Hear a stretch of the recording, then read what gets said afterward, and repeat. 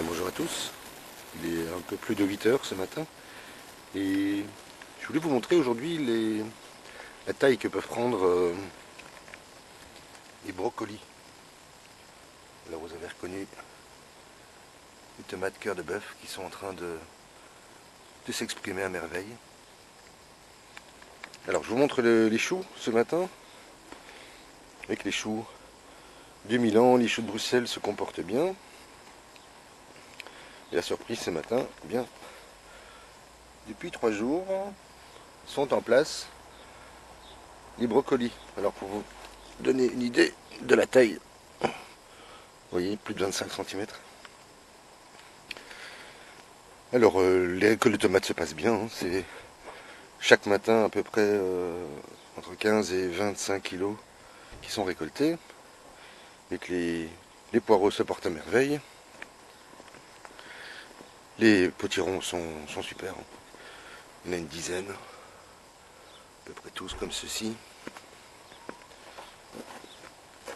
Mettre ma main, ça vous voyez à peu près la taille de la bestiole. Alors la poubelle continue de se remplir avec les déchets organiques. Il reste quelques haricots que je vais devoir bientôt retirer. Ce terrain est toujours en préparation. Il va certainement recevoir des navets, en tous les cas quelques légumes racines. Et ici dans la butte tout se passe bien. Je suis en train de conserver en fait le potiron dans la butte qui s'est complètement affaissé. Je devrais en avoir 3 ou 4 et puis je la restaurerai complètement fin septembre, début octobre.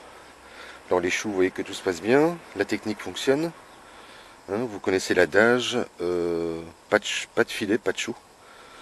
Et donc c'est vraiment nécessaire d'en avoir un. Mais je vais devoir sans doute le remplacer par un beaucoup plus fin.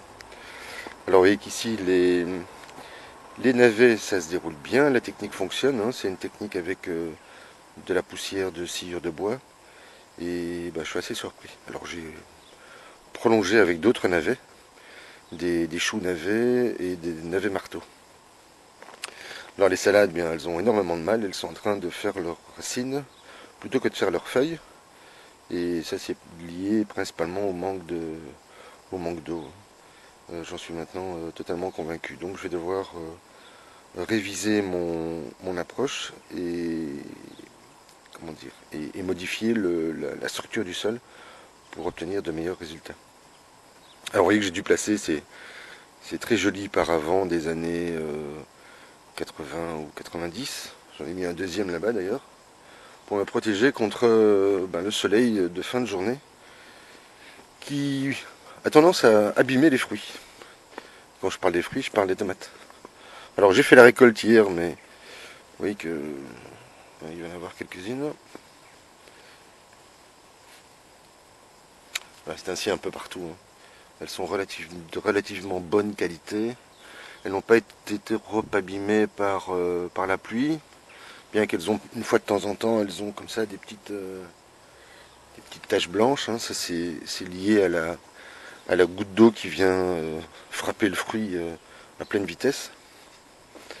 Mais voilà, dans l'ensemble, je ne vais pas me plaindre, hein. J'ai obtenu un assez bon résultat cette semaine-ci, tout particulièrement, hein, on a des températures assez hautes. Et dans cette tour à tomates, ça fonctionne relativement bien. Les tomates sont bien présentes. Elles sont en nombre et de qualité.